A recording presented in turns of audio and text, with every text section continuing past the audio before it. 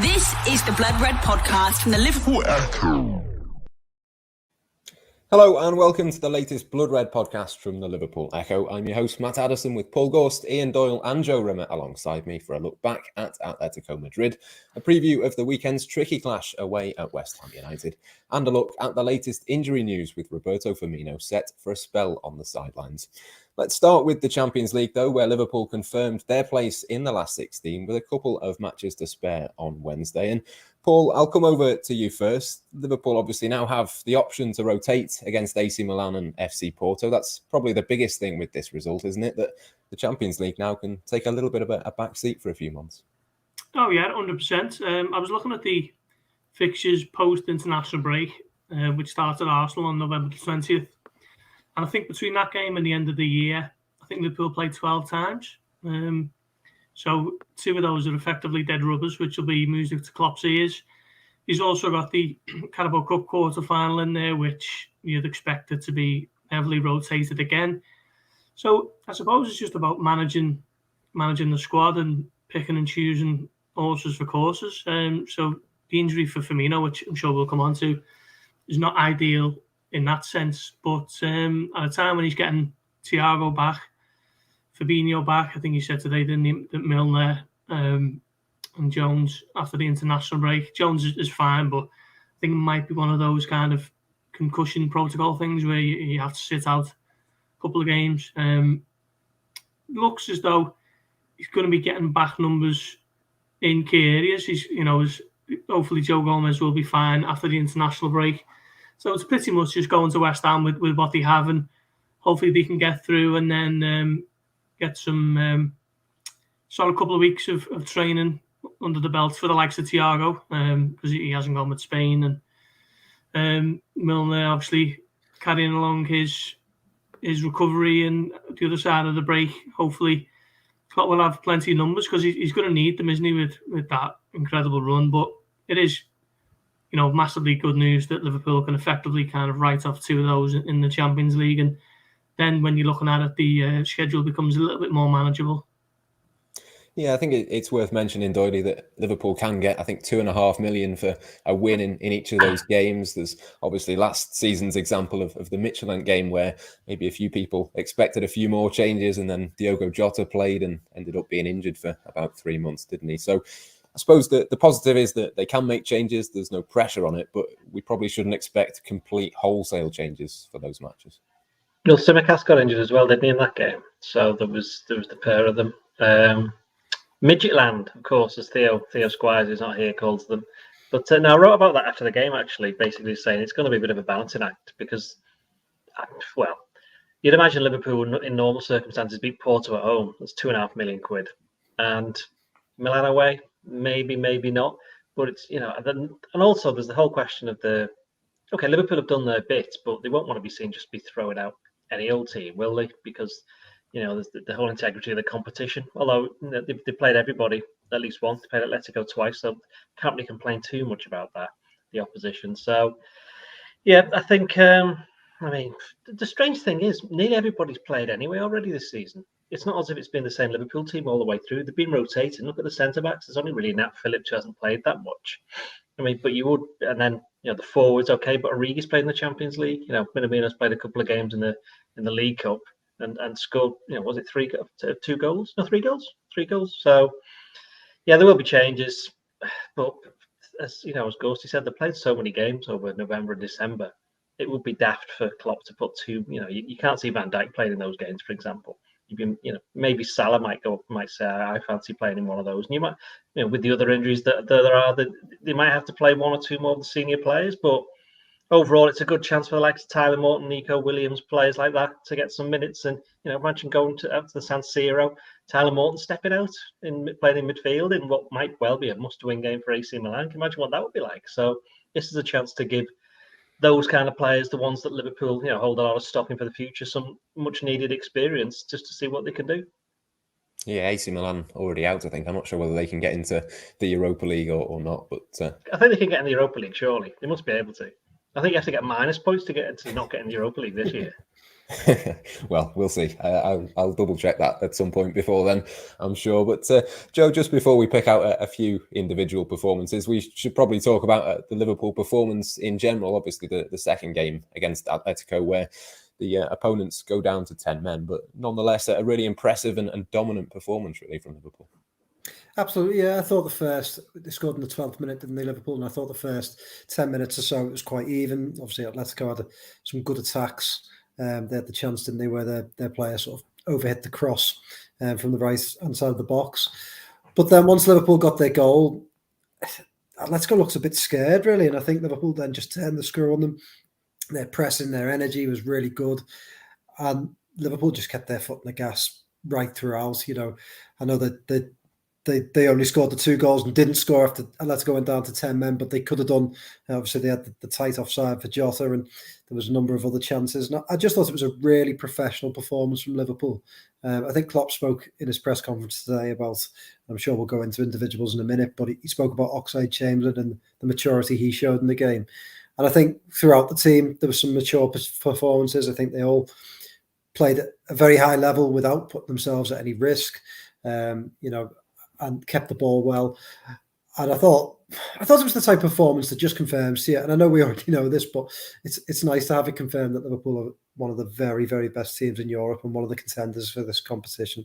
The way they've gone about their play in this group, I think, has been hugely impressive. To win in Atletico, I thought was a big statement. And I think enough wasn't made of that, because to go away and beat a side that haven't been beaten in Europe since, what was it? Did someone say? Am I making this up? Since like 2011, something like that. They haven't been beaten at home in Europe. You are making that up. Yes. You are making that up. 4 years. Yeah. 4 years. Well, 4 years, 10 years. It's the same thing, isn't it? But anyway, yeah, it's a long time anyway. And they are champions of Spain. So Liverpool went there and won. I thought that was hugely impressive. And then to go and beat them at Anfield with relative ease, again, really, really good. So, puts Liverpool in a very good position. And you talk about them making changes in the next couple of games. I think they would have made some changes anyway, but it's a good time, isn't it? The likes of Minamino, the likes of Origi, they're going to need more minutes under the belt, because they're going to be needed in January and in late December when those games come. So it's good for them. They need more minutes, especially the likes of Minamino, who's done really well, as Doyle's just pointed out, when he's been on the pitch this season. So, he's unlucky that he's behind the best front 3-4 around, and now he'll get some more minutes. So it's a really, really positive result. Yeah, plenty of positives. We'll come on to a few more of those very shortly. But just before we do, we will touch on that one downside, Gorst, the injury to Roberto Firmino, a serious hamstring injury. Jurgen Klopp called it earlier today. It's a big blow for him, and it's a big blow, I think, for Liverpool as well. Yeah, it really is, isn't it? I think he's probably been in his best form for 18 months, 2 years, Firmino. And he's just, it's not his first hamstring of the season, is it? But, we're only into early November and he's already had, this is his second hamstring injury, and Klopp called it a serious one. And I thought it was quite interesting that he was willing to kind of give a little bit of an estimate on how long Firmino was going to be out for. He said 4 weeks, didn't he? Normally, he just point blank refuses to place any time frame on anything. And before you know it, they've been out for 2 or 3 months. We've seen that with Thiago last season and Jota, and we've even seen it with Thiago this season. To be fair, he's only just come back after 6 weeks. So hopefully bucking the trend means that it will be sort of around that time frame. And it's going to be a month out. 2 weeks of that is international break, which will be, quite beneficial. Klopp said he's a quick healer today as well in his press conference, and hopefully he doesn't miss too many games. But you're looking at the fixture list now, you'd think that Merseyside derby on December the 1st probably going to come too soon. Obviously a big game against Arsenal as well before then. So it's not an ideal situation, but Diogo Jota is there for exactly these kind of situations. So hopefully it's not too much of a detriment. But yeah, it's another injury at an unideal time for Liverpool, really. Yeah, I suppose that the one big hope, Doyle, is that we saw Sadio Mane and Diogo Jota play really quite well, actually, midweek. They're going to have to keep that up for the next few games at least. And I suppose with Mane, it's 8 goals in 12 starts now this season. They've got other options, at least, with Firmino being absent. Well, just before we go any further, Milan can still qualify, by the way. I just checked. They're on 1 point. I think it's 5 and 4 for the other two. So there is a way that they can still get through.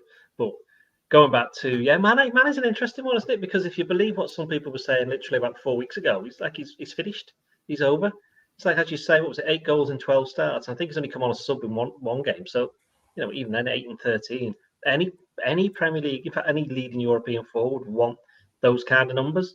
And it's been interesting because I actually believe that against Bryant, he was probably Liverpool's best player, outfield player, because Alisson was the man of the match. He was the one that caused, them a few problems and was a bit unlucky to have that second goal disallowed. And again, against Atletico Madrid, he was only on there for 45 minutes. And we know why he got substituted. Klopp said, just to stop him from being sent off again. And it's interesting. What's he done to Diego Simeone at Atletico Madrid? What's he done? Why did he just not, they just don't like him, do they? Or they think he's a weak point, but it certainly backfired on them, didn't it, on Wednesday? Because Mane, he has started.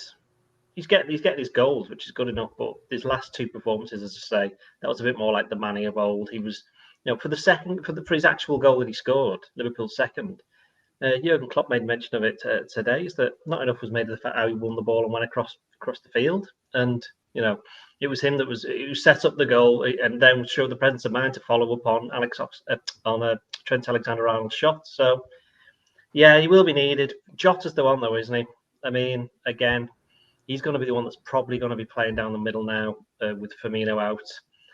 It will cause a little bit of a change because, as Gorst said, I think Firmino's been playing quite well lately, the way he's been dropping into midfield. I mean, he didn't score against Manchester United, but everybody in the press box was raving about the way he played. United couldn't get anywhere near him. I think Jota's a different kind of player, but he'll offer a different kind of threat. And if we've seen something over the past 12 months with Jota, is that wherever he plays for Liverpool, he can score goals, and he gets important goals as well, like the first one on Wednesday. Yeah, absolutely. Plenty of praise for those two. Plenty of praise as well, Joe, for Kostas Tsimikas. There's been a little bit of chat in some quarters that he might be at Andy Robertson's level. Where do you sort of see that matchup? And is there any sort of chance, do you think, over the next few weeks that we might be a little bit more of him as a result of that? I mean, Klopp spoke about it himself in his press conference today, didn't he? And said, look, he pretty much said he's not at Andy Robertson's level. Andy Robertson's the best left back in the world, and I'd go along with that. But he's become an extremely reliable option for Liverpool. I really like him. I think he's got a lot of really good. He's aggressive. Defensively, I don't think he's quite as good as Robertson, but he works really hard and battles well. And then he gets forward really, really well. He's a different type of player, isn't he, in the way that he crosses the ball. I think Robertson likes to cross it from a bit deeper. He seems to go beyond and get to the byline and dink little crosses in. And he seems to have a good little rapport with Jota, doesn't he? Nearly scored Jota from a cross late in the game. And yeah, I mean, I think he's been managed perfectly. I think last season, you look back, he came in, obviously Klopp made I didn't want to put him in the team with a lot of defensive changes. And it was a risk because Liverpool have had a lot of injuries, and especially last season. And, Randy Robertson basically played the full season at left back. Klopp stuck to his guns, didn't put Tsimikas in much. And then he's come in this season and he seems to have benefited from it. So I think it's really, really good management from Klopp again. And it's got the best out of him. He's a cracking option for Liverpool to have. And I'm sure he'll play in both of those Champions League games now. He'll be playing in the League Cup. And I'm sure there'll be 1 or 2 Premier League games that he makes an appearance in during the busy period. But yeah, it's good to have an option on that side that you feel like Liverpool don't really lose a lot when they put him in. So really, really pleased, and big fan of him. I think he's a really good player. Yeah, plenty of depth, Gorst, at left back. Plenty of depth as well, it seems, at the moment in midfield, with a couple of players coming back. Thiago and Fabinho back. Oxlade-Chamberlain did pretty well in midweek. What did you make of those three on the night? I suppose, would it be fair to say it was Oxlade-Chamberlain's best performance since the last time Atletico Madrid came to England? Yeah, I was just about to say it was his best performance for a long, long time, wasn't it? He hasn't really seized the opportunities in the League Cups, particularly against Preston. I thought he was quite poor.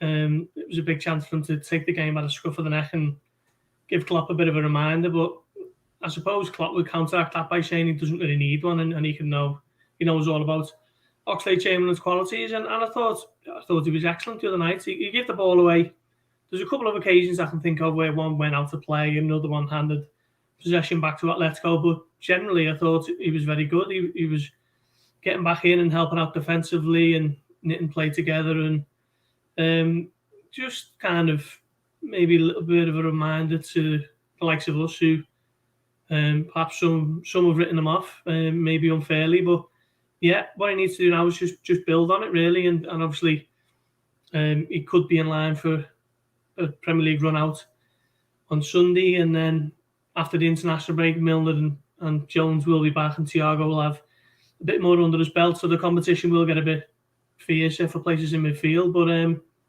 yeah, it was a good performance from him. I just want to see more of that now. You know, whenever he plays, just keep that level up, because he's got to take whatever opportunities come his way now, because there's that many fighting for places in that three-man midfield.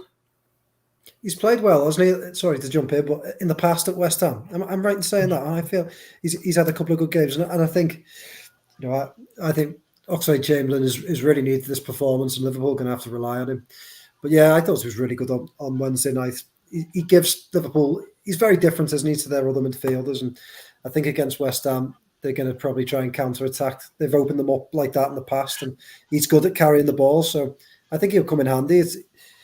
He's got into good form at the right time for Liverpool in terms of how much they need him and the game that they're going to play against the team that he tends to do well against.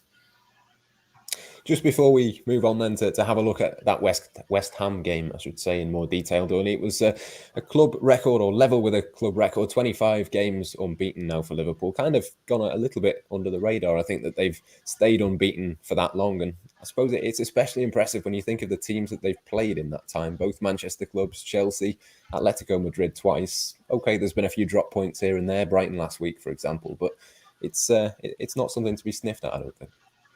No, I mean, to be honest, I did a bit of research into this the other week when I think they got to 22 games or 23. And I was surprised that they hadn't had longer unbeaten runs, but it's all competition. So, you know, they've had long as league unbeaten runs. And we know that, in fact, the longest one was under Klopp, isn't it? I think. Is it 40 odd games? I can't remember off the top of my head. Obviously, it was that spell where Liverpool have had a very long time without losing at home, but just in all games, all places, all competitions, to go that many games unbeaten is you know, is rightly should be lauded. I think. I don't think enough's being made of it, to be honest, because I think kind of people are kind of getting, because they see the likes of Man City winning all these games and Chelsea winning all these games. I think people think that's kind of normal, but it isn't. I've said this before on the podcast that, you know, this Liverpool team is probably up there with the best there's ever been. It's just unfortunate that, certainly with City, there's this other club that's got an awful lot more money and, you know, quite just as good players and a decent manager as well. So that's unfortunate. But yeah, 25 games unbeaten.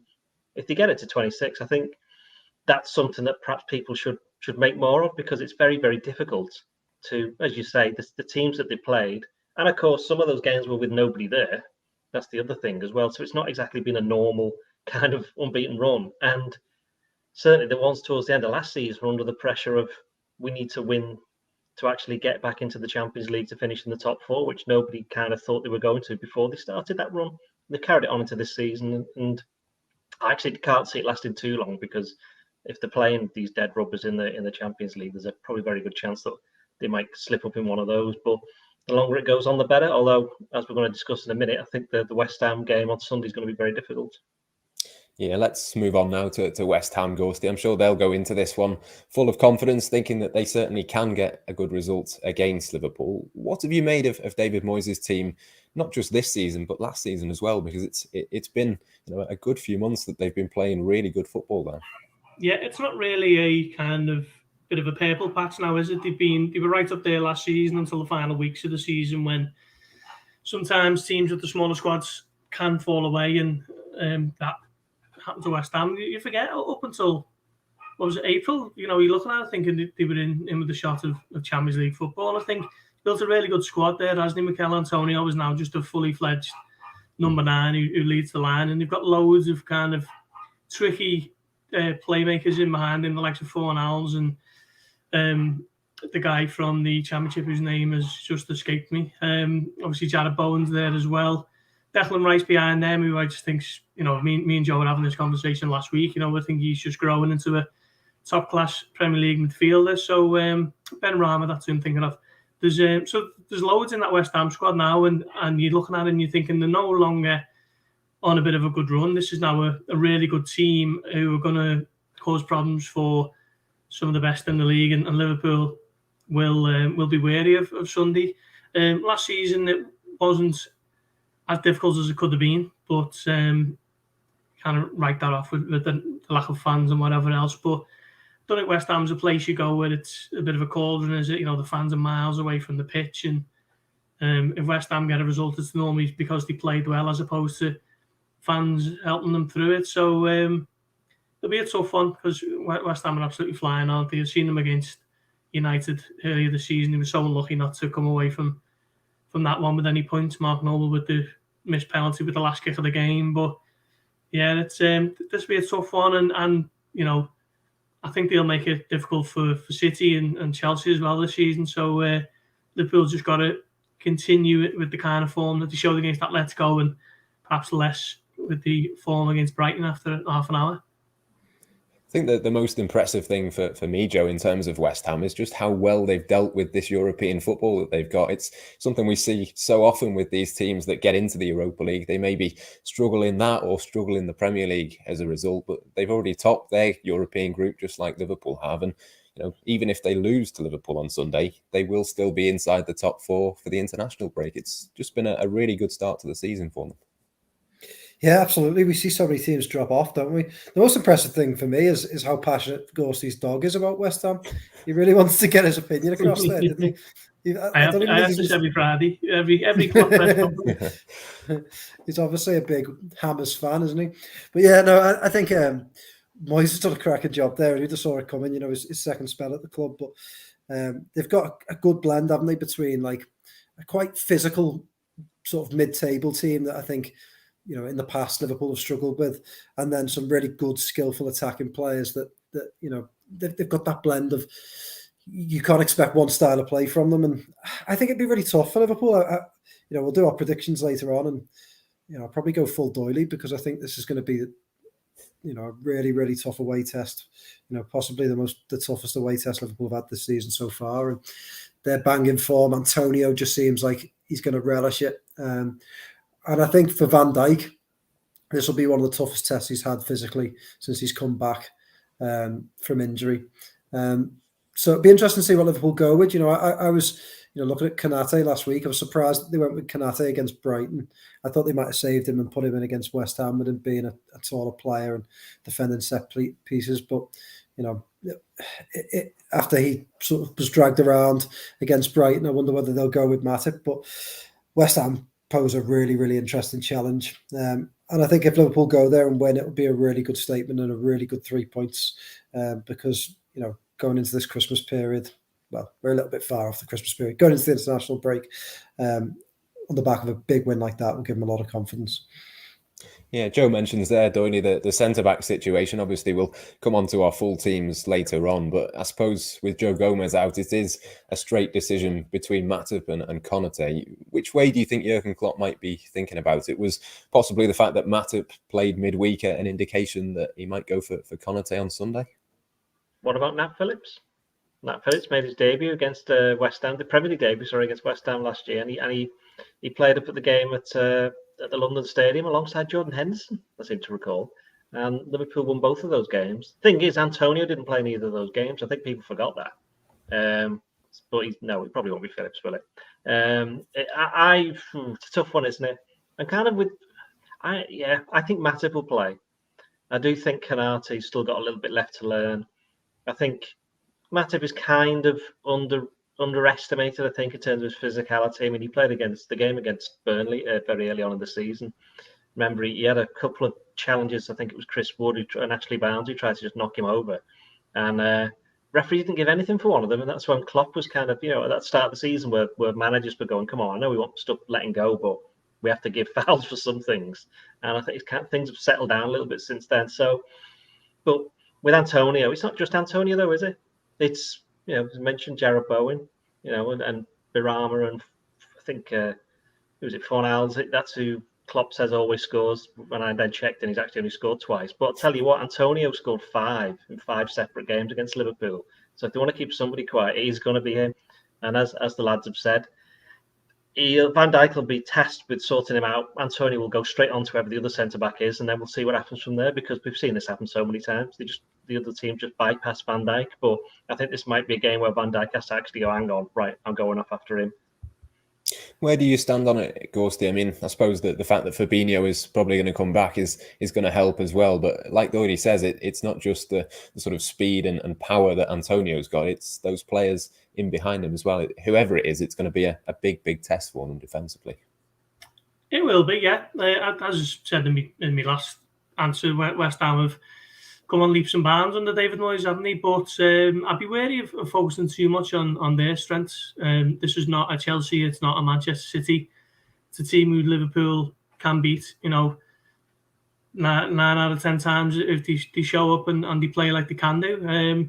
So talking of Antonio and his goals against Liverpool, yeah, of course he will be one to watch. But I imagine West Ham are sitting in the training ground today thinking, well, Mo Salah scored 9 times against us since he's been at Liverpool. So, they're going to be even more wary of the power that Liverpool have in their squad. So I suppose it's just a case of showing up and imposing your game on West Ham, isn't it? And as you say, Fabinho in there just to mop up any kind of second balls that Antonio might win against Matip and or Van Dijk. But I think it will be Matip, and I think alongside Van Dijk, that's pretty formidable as defensive partnerships go, if you're looking to kind of bombard them aerially. So, it'll be tough, but I suspect if Liverpool approach it with the right attitude, they should have more than enough to beat West Ham.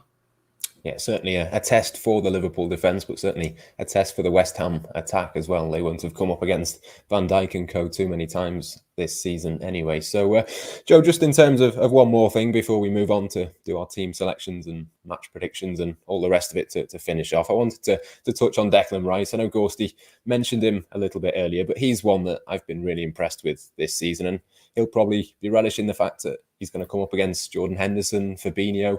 Is he at that kind of level, do you think, to be at one of the top or traditional top 6 clubs? Obviously, West Ham right up there at the moment. And how impressed have you been with him this season? Massively. I think he is. I think he's the sign that if Man United had got, instead of Ronaldo, or not maybe instead of Ronaldo because he has been good, but if they got him, then it might have made them a far more formidable team. I just think he's got a bit of everything. He's energetic, he's tall, he wins a lot of headers, he's pretty strong, and I think he uses the ball far better than he gets credit for.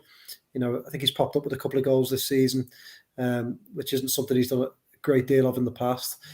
I don't think Liverpool are interested in him or will be interested in him, but I think he's the type of player that be a very good long-term successor for a Jordan Henderson at Liverpool.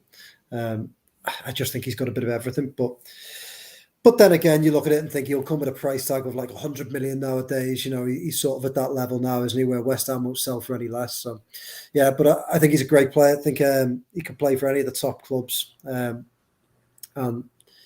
again, we talked a lot about West Ham's danger men, but if Liverpool can keep him quiet, they can stop West Ham ticking at the weekend. So they'll want to get tight to him. They want to make sure he doesn't get too much time on the ball. But yeah, big fan of his. Yeah, I think it was only a couple of weeks ago that David Moyes said it was 100 million before. Now he started this season, it'd be more than 100 million. So certainly can't see Liverpool going anywhere near him for that sort of price tag. But we'll finish then by going back to look at Liverpool. Doyle, I'll come to you first. We'll go through our teams for the game. We know Alisson will be in goal. We've touched a little bit on the centre-backs. We touched a little bit on Tsimikas earlier on. Who are you going to pick for your back four for this one? Alisson would have to go in goal, I think. Right back Trent, Van Dijk, Matip, and I'd still go Robertson, yeah. Yeah, I'm in agreement. I think Robertson comes back in for this one. Gorsty, is Robertson in your team, and what are you doing with the centre-backs as well? Yeah, it's a clean sweep on the Robertson front. I've been a little bit surprised by the strength of feeling towards how Tsimikas has to play and Robertson mustn't. Quite recently, I think People are, okay, he's done well this season, Tsimikas, but I think people are getting perhaps a bit carried away by a small sample size based across 4 years of Andy Robertson being one of the best left-backs in Europe. But yeah, I'm playing Robertson, I'm playing Matip as well. So Alisson, Trent, Matip, Van Dijk and Robertson. And Joe, your defence and your thoughts on the left back as well. I think maybe the Robertson thing, there is a little bit of tiredness in there, but if there's ever a game that you want him, it's maybe a game like this one. Yeah, I agree with Gorst. I do think there's been a lot made. I've sung his praises before, and I do think he's played very well this season. But I think there's been a bit too much made of like Costas must play ahead of Robertson. I don't go along with that. And I think, from just watching the game the other night, in the first half, especially, you could see that Oxlade-Chamberlain was in Tsimikas' ear quite a lot. And you could sort of tell, I think, that he's still got a bit of work to do in this Liverpool team in terms of defensively, his positioning and whatnot. I just think Robertson is far more advanced than that. And I think, I think he's just like the sexy new thing, isn't he? Tsimikas, he's come in this season, he's playing very well, set up a few goals. And Robertson's been there, 5 years now. So I think that's all it is. But Robertson's, for me, he's an automatic pick when he's fit, for most big games, and that's why he'd be in my team this week. Konate, I just think watching him against Brighton and a few times and getting caught out of position, I'm not sure it's the right time now for him to play. So I'd keep Matip in. I think he played very well the other night. Doyle made a good point. I thought he was very good against Burnley. So Matip for me, alongside Van Dijk and Trent. Yeah, clean sweep then across the goalkeeper and the defence. We'll move into the midfield. I think for me, Doyle, it's Thiago, Fabinho and Henderson. We don't see that trio too often, and probably seems a little bit harsh on Oxlade-Chamberlain, but which three are you going to go for?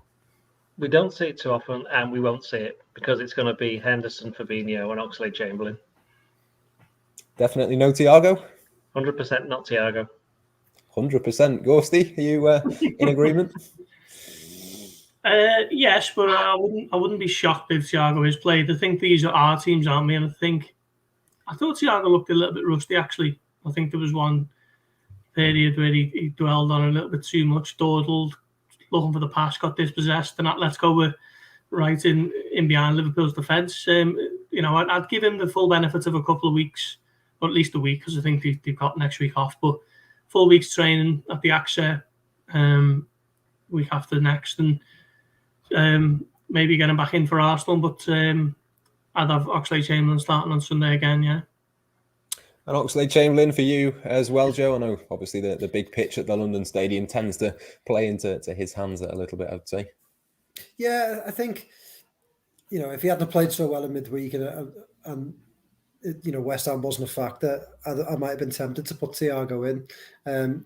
I think he was a bit unlucky in that moment, Gorsty. I think that was just a case of him. Liverpool were 2-0 up, pretty much cruising against a side with 10 men. And I think he did dawdle just because he had so much time on the ball. He was sort of looking around. I think in a different situation, he wouldn't have done that. So I'd have been tempted to play him in. But I think it's one of them, isn't it, with Liverpool, if they can get a couple of goals up or a goal up, you can bring Thiago on and maybe settle the midfield down. So, yeah, I'd go with Oxlade-Chamberlain. Fabinho just has to play. And Henderson's energy will be needed. So, yeah, that's what I'd go with. Yeah, I thought Henderson was very good actually midweek as well. Yeah. Not always been the case this season, but excellent on Wednesday. And the front three, Doyle, I'm sure we're probably going to agree on this one, given that Roberto Firmino is missing. Is it going to be Mane, Jota and Salah by any chance? No, it's not. It's not, and I'll tell you why. Because there's a certain somebody who started the last two games at West Ham, and they won them both. Do you know who it is? Origi. It's Origi. So I think Origi's going to play. I think Origi, Salah, and Mane. I knew when I said that you agree you were going to change something, but I didn't suspect it might be that. I've not changed a lot. I did the piece this morning saying, look, Origi, was it this morning? I think it was this morning, yeah. Saying Origi's played the last two. In the same way I think Oxlade-Chamberlain played because of what Joe said before. He's got a good record there. So I think that's, all right. Obviously, Jota's probably going to play, but I would not be surprised if Origi played. That's why I'm saying it. Yeah. Gorsty, which one are you going to go with?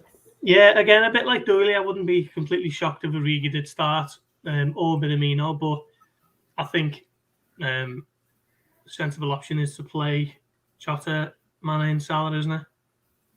And Joe, just to finish us off, I thought Minamino actually did okay for his time on the pitch. That was in midfield, though, midweek. Probably not too much of a chance of us seeing him on Sunday, I wouldn't have thought. No, I don't think so. I think Origi is the option if they go with one different.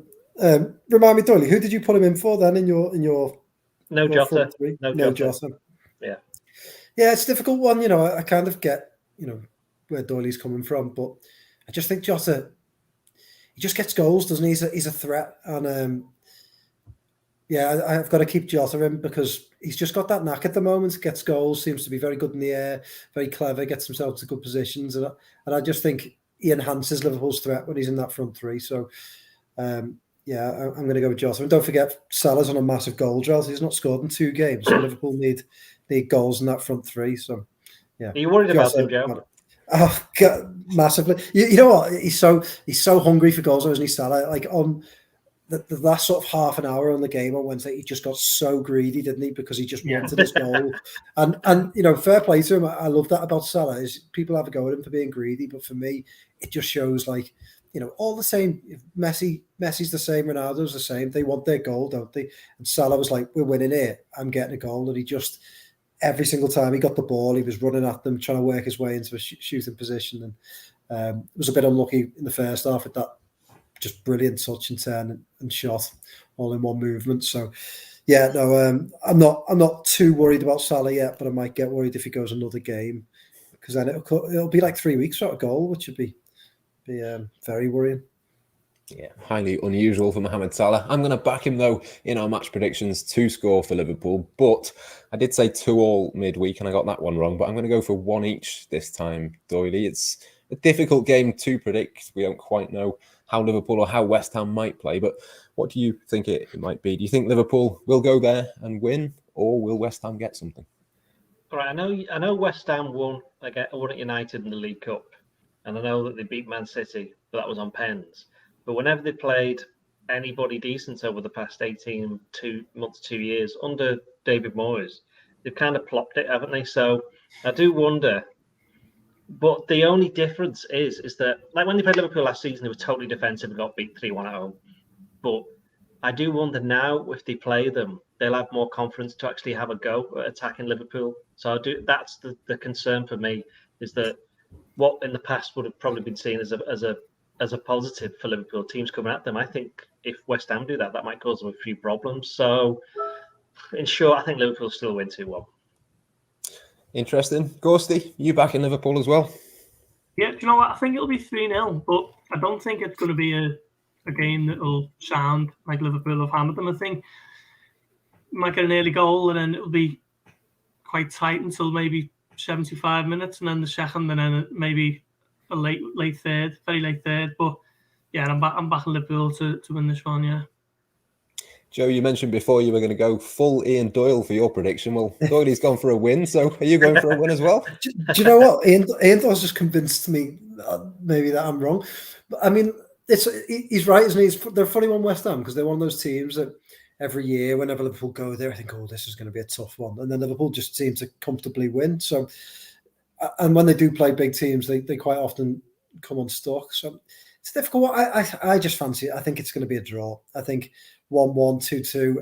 I can see goals. I can see it being one of them where we all come out of it afterwards. There's been a few of them recently, hasn't there, with Liverpool, where we go, why did Liverpool give away such and such a goal and drop points in that game? And I just got that sneaky feeling it could be 2-2, something like that, where Liverpool concede a late goal for a set piece and throw away a couple of points. So sorry to be so negative, but yeah, West Ham got a soft spot. I won the Champions League with West Ham once. It's not real. It's not real. Yeah, well, Joe. It was to me. Supat Rungratami scored in the last minute against Juventus. So I want to get that in there. Did you want us to do 1-2-5 on that? Yeah.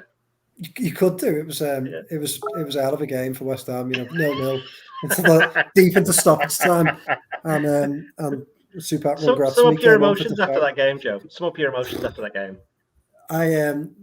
This was going back because he came on for Jermaine Defoe, so that's how far we're going back. But I jumped around my mum and dad's box room with joy when that late goal went in. It was a wonderful moment. Yeah. Was he from Thailand? I seem to remember him. He was from Thailand. Yeah. Got him. He was 6. You could get him when he was 16 from I think it was from Portsmouth. Bring him in, and I trained him up. And that season, he really came through. And eventually, we sold Defoe in the summer. We sold him. We didn't need him anymore. Wished him well. He'd been great for me, but always have a good relationship with him. But Supak came in and scored from there. But anyway, there we go. So my prediction is 2-2.